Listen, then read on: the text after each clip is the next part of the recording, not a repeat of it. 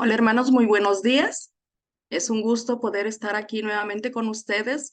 Les saludo, mi nombre es Olga Lilia Zúñiga, soy de México, del estado de Guerrero, acá donde también es parte del centro de la capital y también tenemos costas y todo eso, pero hoy quiero abordar el tema muy interesante de darle seguimiento a lo que habla el libro de Primeros Escritos. Hoy vamos a tocar a partir del capítulo 64 al 66. Vamos a hablar acerca de los pecados de Babilonia.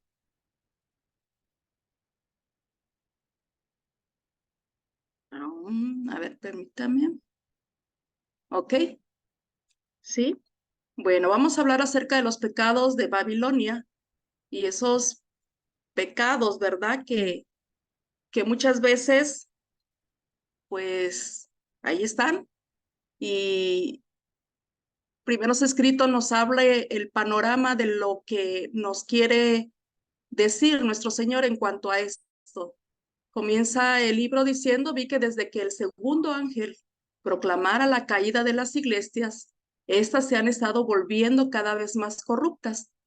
Tienen el nombre de seguidoras de Cristo, pero es imposible distinguirlas del mundo.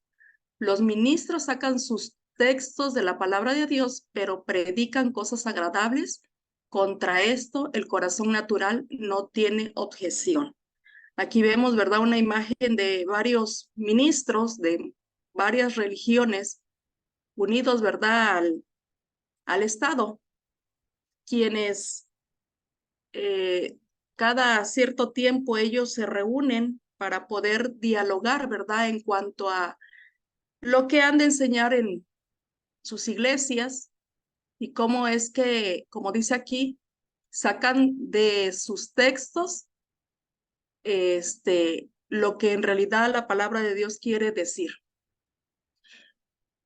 Lo que resulta odioso para el corazón carnal es tan solo el espíritu y el poder de la verdad. Cuando nosotros presentamos la verdad con un escrito está, para el corazón carnal dice aquí que se vuelve odioso, ¿verdad? No soporta la verdad en todo su esplendor, porque los impíos se encuentran agradables en una forma de piedad carente de eficacia y ayudarán a sostener una religión tal. Aquí vemos la imagen, ¿verdad?, de ecuménica, de cómo es que las religiones se han unido en puntos comunes de doctrina y siguen ellos avanzando, ¿verdad? Como los pecados de Babilonia están haciendo el engaño masivo. Veíamos en esta semana que Satanás se viste de ángel de luz para engañar, ¿verdad?, si fuera posible, a los escogidos. Y dice el ángel: nada que sea menos con toda la armadura de justicia puede habilitar al hombre para vencer las potestades de las tinieblas y retener la victoria sobre ellas. Satanás ha tomado plena posesión de las iglesias en conjunto. Me llama la atención esta parte aquí cuando dice que nada que sea menos que toda la armadura de justicia para poder habilitar al hombre y vencer las potestades. Aquí necesitamos, hermanos, confirmarnos y decidirnos por la armadura de Cristo. Nuestra armadura tiene que estar completa, no debe de ser solo el yelmo o solo la espada o solo las sandalias. Tiene que ser completa esta armadura para que podamos, dice, vencer las potestades de las tinieblas y retener la victoria sobre ellas. Pero hay un ser, ¿verdad?, que ha tomado posesión de esas iglesias y, como decía hace rato, se han unido en puntos comunes de doctrina para poder engañar al mundo entero. Hay una cita bíblica que se encuentra en Isaías 4:1, que dice así la palabra del Señor: echarán mano de un hombre 7 mujeres en aquel tiempo, diciendo: nosotras comeremos de nuestro pan y nos vestiremos de nuestras ropas, solamente permítenos llevar tu nombre, quita nuestro oprobio. ¿Cuántas iglesias, verdad, se dicen ser la iglesia verdadera? ¿Cuántas iglesias llevan el nombre de nuestro Dios? por el mundo diciendo que ellos tienen la verdad. Y como dice aquí, solamente dice, nosotras dice, comeremos nuestro pan y nos vestiremos nuestras ropas. Las iglesias que llevan el nombre, muchas de ellas, y que no son iglesias verdaderas, están enseñando un evangelio o un mensaje que no va de acuerdo a las Sagradas Escrituras. Entonces, este mensaje ha sido engañado o ha sido distorsionado por la comodidad, por el lujo, por la avaricia, por las lisonjas, por todo aquello que nos separa del amor de Dios. Sigue diciendo el libro que vio, dice la sierva del Señor, vi que desde que Jesús dejó el lugar santo del santuario celestial y entró detrás del segundo velo, las iglesias han estado llenándose de toda ave inmunda y aborrecible. Vi gran iniquidad y vileza en las iglesias. Sin embargo, sus miembros profesan que ser cristianos. Dijo el ángel, Dios no ha hallado agrado en sus asambleas. Practican el egoísmo, el fraude, el engaño, sin represión de su conciencia. Sobre todos estos malos rasgos arrojan el manto de la religión. Me fue mostrado el orgullo de las iglesias nominales. Dios no cabe en sus pensamientos, sus ánimos carnales se espacian en sí mismos y adornan sus pobres cuerpos mortales, y luego se miran con satisfacción y placer. Jesús y los ángeles los miran con enojo, dice el ángel, sus pecados y sus orgullos han subido hasta el cielo. Si nosotros ya hemos leído, ¿verdad? En los primeros días cuando inició este estudio concienzudo sobre primeros escritos, en el capítulo 10, el fin de los 2300, vemos ahí, hemos de recordar sobre una visión, ¿verdad? Donde están dos compañías, una que está postrada, consternada, ¿verdad? En suma oración, y otra que está de pie, ¿verdad? Entonces, ah, la que está consternada, ¿verdad? La que está en oración, dice que mira a Jesús, ¿verdad? Que pasa del lugar santo al lugar santísimo, y las que están de pie, pues quedan indiferentes, y son esas religiones que se quedaron allí en el lugar santo, solamente presentando la palabra de Dios, ¿verdad? Como su evangelio de un todo, pero el pueblo de Dios, el remanente final, está siguiendo al Cordero por donde quiera que va. Y el Cordero ha seguido a nuestro Señor, el pueblo, perdón, remanente ha seguido al Cordero hasta el lugar santísimo, donde el pueblo de Dios, ahí está por fe, ¿verdad? Entrando, porque Dios está ministrando por su pueblo. Habla el libro de Primeros Escritos las terribles amenazas que se viven en ese lugar en cuanto a la ira de Dios. Dice que hay innumerables o huestes de ángeles innumerables, de malos ángeles están dispersándose por toda la tierra y llenan las iglesias. Estos agentes de Satanás consideran con regocijo las agrupaciones religiosas porque el manto de la religión cubre los mayores crímenes de iniquidades y todo el cielo contempla con indignación a los seres humanos.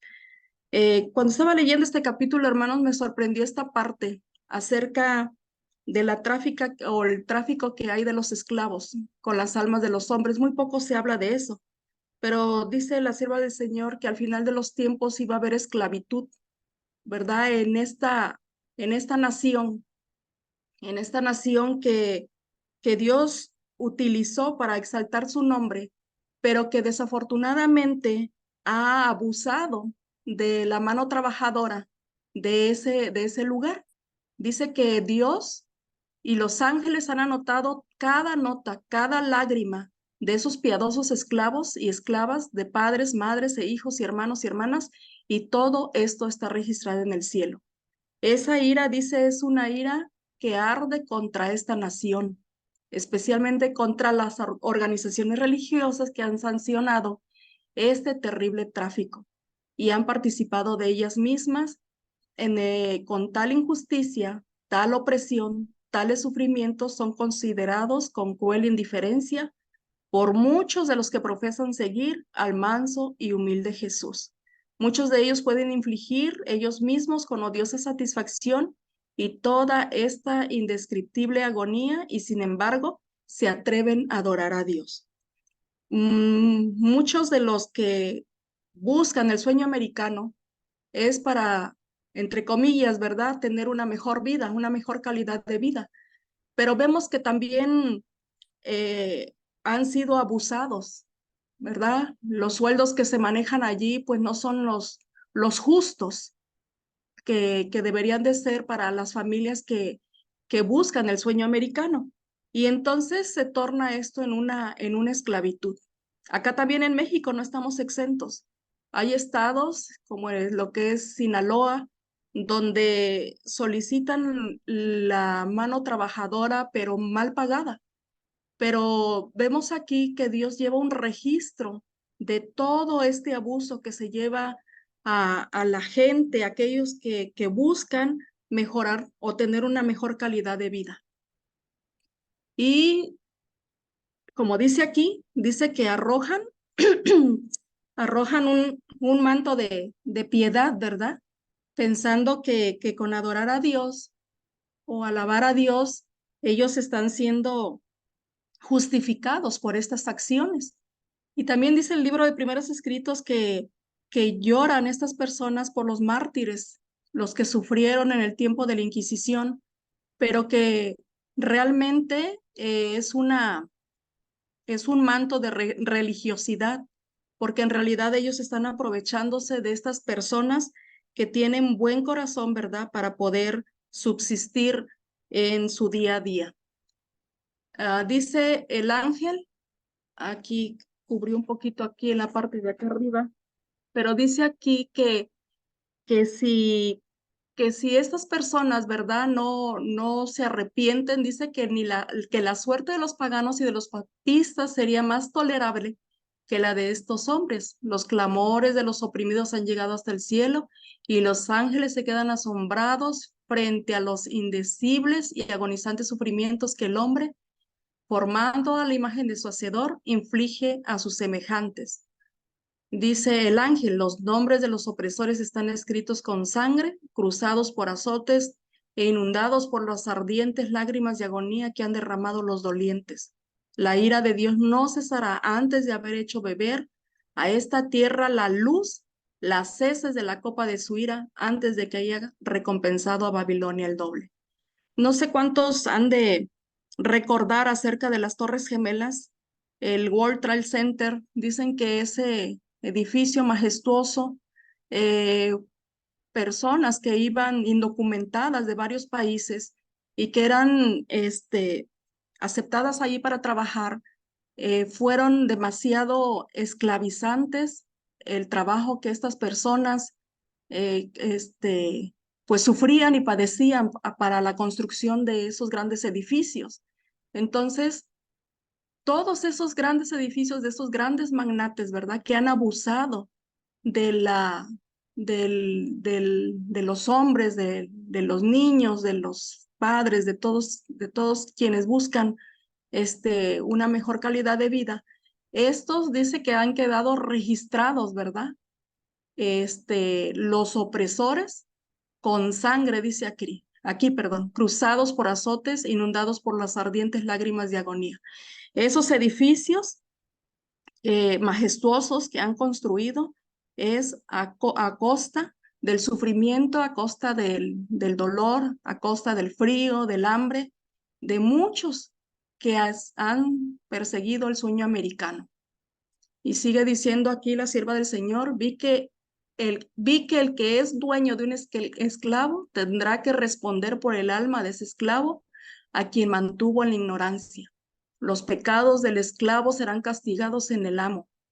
Dios no puede llevar al cielo al esclavo que fue mantenido en la ignorancia y la degradación sin saber nada de Dios ni de la Biblia, temiendo tan solo el látigo de su amo, ocupando un puesto inferior al de los brutos, pero hace con él lo mejor que puede hacer con un Dios compasivo.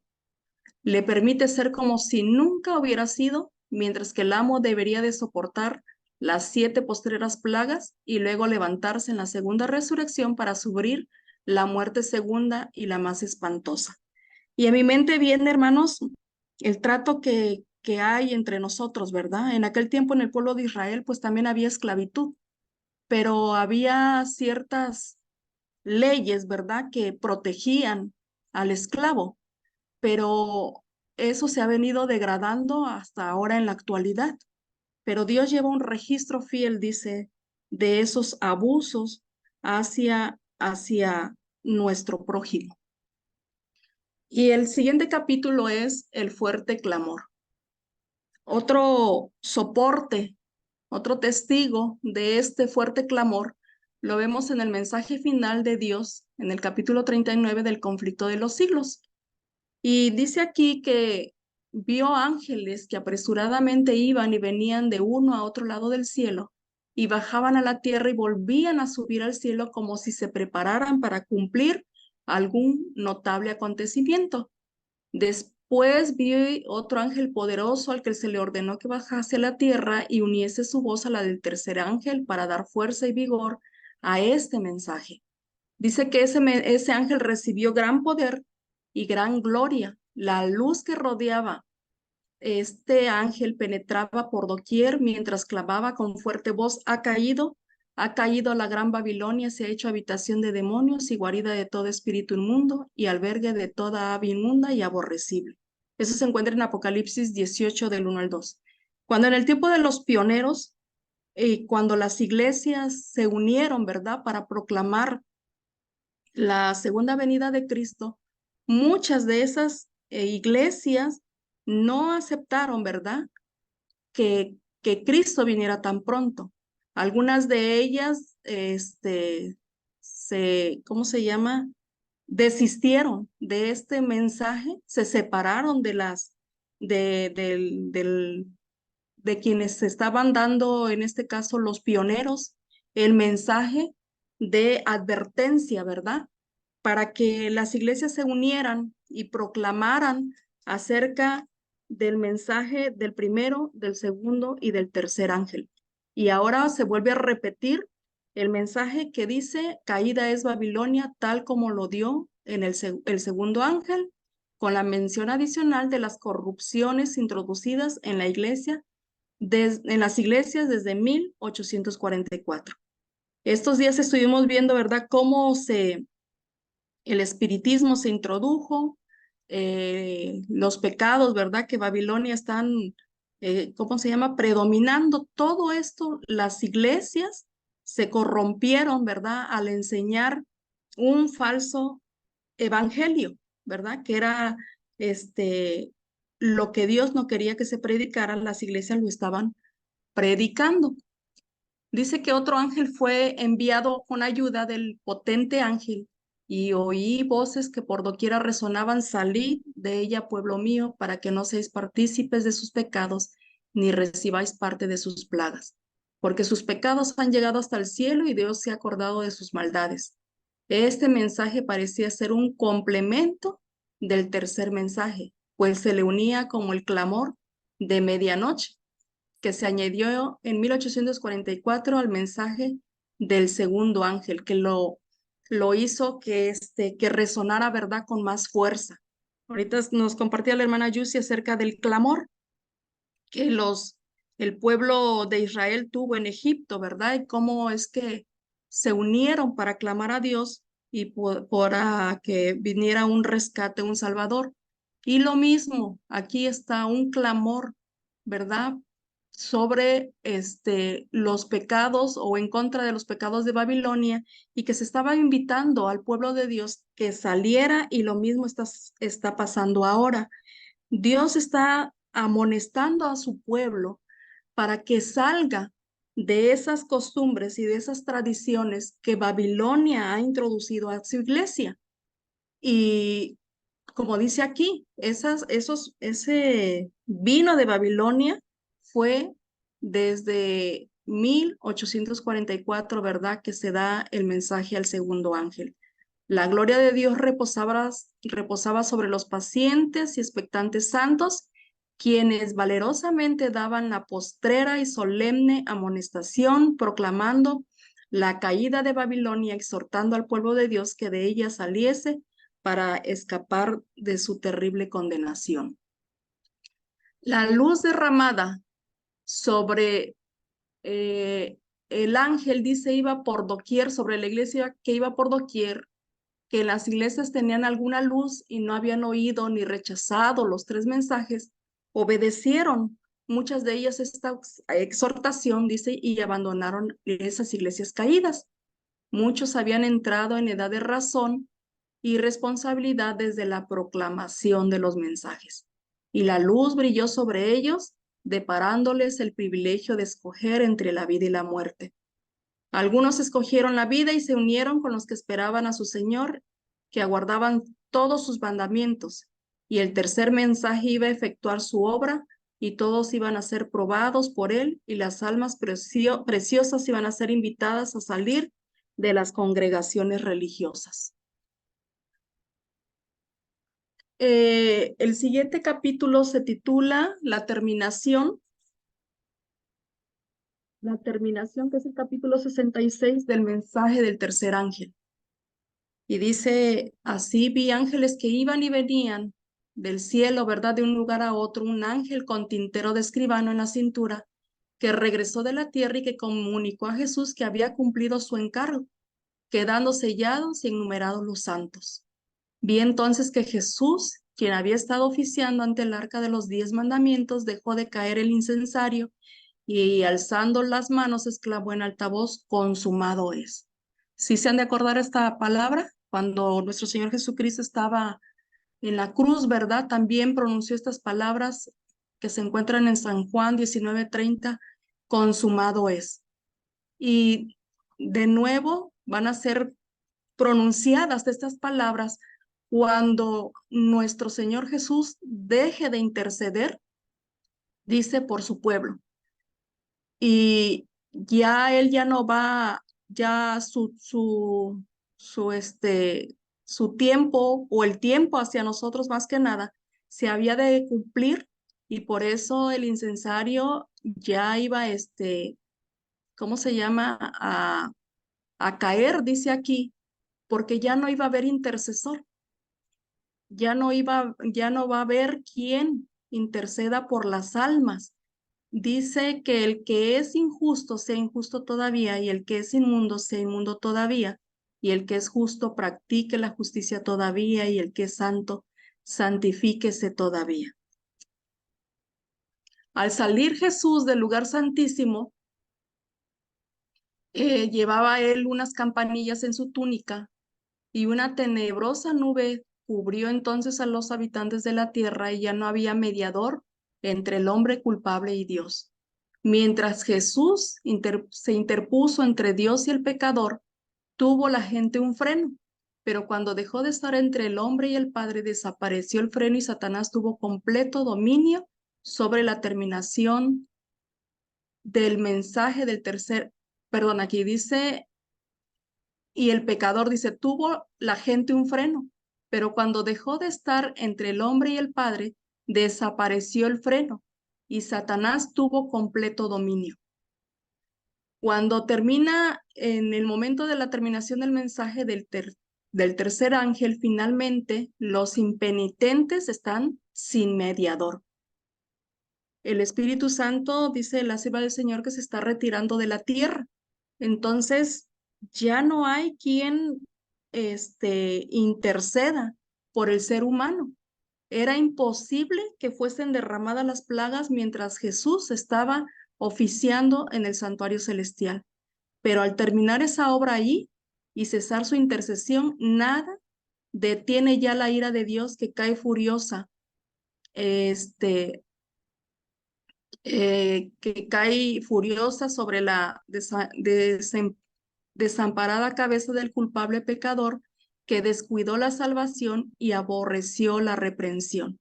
En aquel terrible momento, después de cesar la mediación de Jesús, a los santos les tocaba vivir sin intercesor en la presencia de Dios. Cuando esto pase, cuando ya nuestro Señor Jesucristo deje de interceder, ¿qué va a suceder? van a comenzar a caer las 7, ¿verdad? Las 7 últimas plagas. Y eso lo encontramos en Apocalipsis 16. Después de que Jesús deja de interceder por su pueblo, él sale, ¿verdad?, del departamento exterior del santuario celestial, que en este caso sería en el atrio, y todos los pecados que fueron confesados mientras Jesús estaba en el lugar santísimo, hagan de cuenta que va del lugar santo, perdón, lugar santísimo, lugar santo y el atrio, que es donde se encuentra el chivo,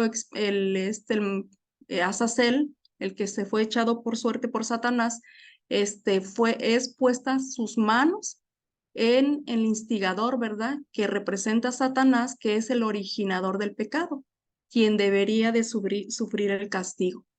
¿Y por qué en la cabeza? ¿Por qué son puestas las manos de en la cabeza de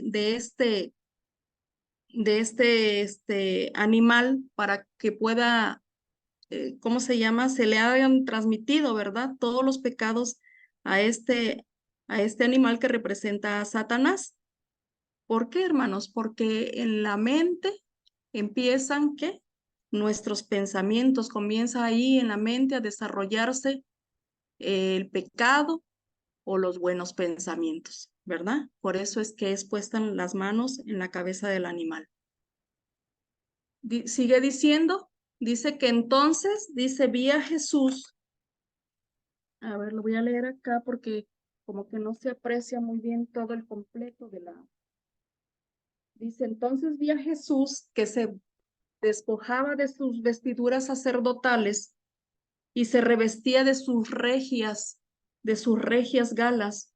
Llevaba en la cabeza muchas coronas, una corona dentro de otra, rodeado de la hueste angelical. Dejó él el cielo y ahora las plagas dice que estaban cayendo sobre los moradores de la tierra.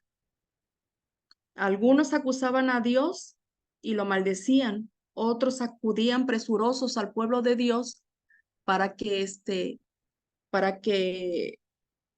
le suplicaran y les enseñaran cómo escapar de los juicios divinos. Había sido, dice, pero los santos no tenían nada para ellos. Habían sido derramada la última lágrima en favor de los pecadores, ofrecida la última angustia de oración, soportada la última carga dado al postrer aviso, la dulce voz de la misericordia ya no había de invitarlos. Se había terminado el tiempo de gracia para los moradores de la tierra y ya no había oportunidad de que los hombres, ¿verdad?, buscaran a Dios. Ya ese momento ya había pasado, ya había terminado en cuanto a los hombres o los seres humanos buscaran el perdón y la confesión de los pecados. Quienes habían menospreciado la palabra de Dios corrían azorados de un lado a otro, errantes de mar a mar, de norte a oriente en busca de la palabra del Señor. Y dijo el ángel, no la hallarán. Hay hambre en la tierra, no hambre de pan, ni de sed, ni de agua, sino de oír la palabra del Señor. Que no dieran por oír una palabra de aprobación de parte de Dios, pero no han de seguir hambrientos y sedientos. Día tras día, dice, descuidaron la salvación, estimando en más las riquezas y placeres de la tierra que los tesoros y alicientes del cielo. Rechazaron a Jesús y menospreciaron a sus santos. Los sucios permanecerán sucios para siempre. Qué terrible va a ser, ¿verdad, hermanos? Cuando ya no haya ese tiempo, esa oportunidad como la tenemos ahora. Para muchos de nosotros podemos decir, estamos perdiendo tiempo, ¿verdad? Estudiando. Pueden decir que somos fanáticos y somos extremistas, pero aquí dice que la palabra de Dios dice que deberíamos de estar ocupándonos de nuestra salvación. Deberíamos en estos momentos de gracia, de estudiar, de orar, de compartir, de vivir el mensaje que Dios nos ha dejado, para poder tener la oportunidad de que entremos al lugar santísimo donde Cristo Jesús en este momento está ministrando y se está llevando a cabo el día de expiación. Decíamos, ¿verdad? La hermanita Yusi nos enseñaba que en estos momentos es cuando el pueblo de Dios debe de estar completamente humillado, debemos ser limpiados, debemos de ser purificados, escudriñar nuestros corazones para que podamos encontrar perdón y redención, ¿verdad? Por nuestras vidas. Dice que, continúa diciendo, y ya creo que es la última parte, que dice que al final muchos de los impíos se enfurecieron grandemente al sufrir los efectos de las plagas. Ofrecían un espectáculo terrible de agonía. Los padres recriminaban amargamente a sus hijos y los hijos a sus padres, y los hermanos a sus hermanas y las hermanas a sus hermanos. Por todas partes se oían llantos y gritos como este. Tú me impediste recibir la verdad que me hubiera salvado de esta terrible hora. La gente se volvía contra sus ministros con acerbo odio y los reconvenía diciendo, vosotros no nos advertisteis, nos dijiste que el mundo entero se iba a convertir y clamasteis paz, paz, para disipar nuestros temores. Nada nos enseñasteis acerca de esta hora y a los que nos precavían contra ella los tildaban de fanáticos y malignos que querían arruinarnos. Pero vi que los ministros no se libraron de la ira de Dios, sus sufrimientos eran 10 veces mayores que la de sus filigreses. Y no sé, hermanos, pero a mi mente se me viene Mateo 28, 18 al 19. Lo que hemos escuchado, ¿verdad? Que debemos de tanto por tanto ir y predicar el evangelio a toda nación, tribu, lengua y pueblo. Pero dice aquí que hubo un reclamo, ¿verdad? Una advertencia. Dice, no nos dijiste que el mundo entero se iba a convertir, no, nos dijiste que el mundo entero se iba a convertir. ¿Cuántos hemos escuchado eso, que el mundo entero se va a convertir, hermanos? Y nuestra salvación, el mensaje verdadero de este tiempo, de como verdad presente, pues no se predica en realidad. El mensaje del primero, del segundo y del tercer ángel. Y va a haber estas tristes escenas, ¿verdad? De reproches hacia aquellos que enseñaron estas falsas verdades, ¿verdad? Diciendo que había paz, paz, cuando en realidad nuestra vida y nuestra alma estaba en juego. Dios nos invita, hermanos, a que como todos tenemos lámparas, ¿verdad? Que es la palabra de Dios, y tenemos al testigo fiel, que es el espíritu de la profecía, escudriñemos, hermanos, para ver si estas cosas que se están hablando, que se están enseñando, van de acuerdo a las sagradas escrituras. Nosotros, por nosotros mismos, tenemos que vivir la experiencia para que pueda haber un reavivamiento y para que la tierra pueda ser alumbrada con toda su gloria. Necesitamos, hermanos, tomar tiempo y esforzarnos, imbuirnos de la palabra de Dios y, como lo dice Manuscritos Inéditos, escarbar en las menas de la verdad y sacar todos esos tesoros preciosos y que haya una transformación de nuestras vidas. Pero eso va a suceder, hermanos, hasta que cada uno individualmente en nuestros hogares, con nuestras familias, escudriñemos la palabra de Dios, ¿verdad? Y ya aquí en el grupo venimos a reafirmar o a reforzar lo que hemos aprendido y lo que hemos leído. Ocupémonos, hermanos, de nuestra salvación con temor y con temblor, porque Cristo ya está a las puertas. Él ya está haciéndonos esa invitación, ¿verdad? Para poder entrar a esas mansiones eternas que está preparando allá en el cielo y que se están celebrando las bodas del Cordero. Que Dios nos ayude, hermanos, y que el Señor nos bendiga para poder estar allí. Que el Señor les guarde. Vamos a orar. Amoroso Padre Celestial, gracias te damos, oh Dios eterno, porque nos da la oportunidad de tu palabra, porque ella es la que penetra nuestra mente y nuestros corazones. Ayúdanos a vivir conforme a tu voluntad, querido Padre. Y perdónanos, porque seguramente hemos dejado de hacer lo bueno que tú nos has mandado hacer. Limpia nuestros corazones, oh Padre. Ayúdanos a vivir una experiencia contigo y a ser pregoneros de justicia en nuestros hogares. Gracias, oh Padre, por este grupo. Ayúdanos a crecer cada día en la gracia de Cristo y que tu nombre sea glorificado en cada uno de nosotros. Pues lo pedimos sin merecerlo en la preciosa sangre de Cristo Jesús, quien está intercediendo por nosotros en el lugar santísimo. Él sea la honra y la gloria por siempre. Amén. Amén. Amén. Amén. Amén, hermanos. Qué gozo, hermanos queridos. Hermano Luis, ¿está por ahí? Poder continuar en esta maravillosa experiencia de crecimiento, de revivamiento, de